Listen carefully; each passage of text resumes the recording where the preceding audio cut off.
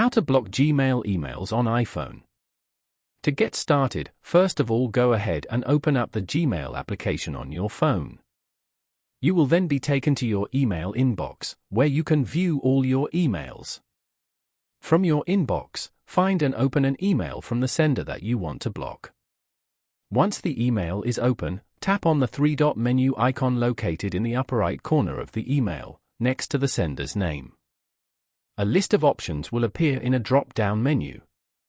Here, select the option to block the sender as shown. After tapping block, a confirmation banner will appear at the top of your screen, confirming that the sender has been blocked. All future messages from this address will be automatically moved to your spam folder, keeping your inbox clean. Following these steps, you can easily block Gmail emails on an iPhone. Thank you for watching. Please leave a like if this tutorial helped you, or leave a comment below if you have any questions related to the video.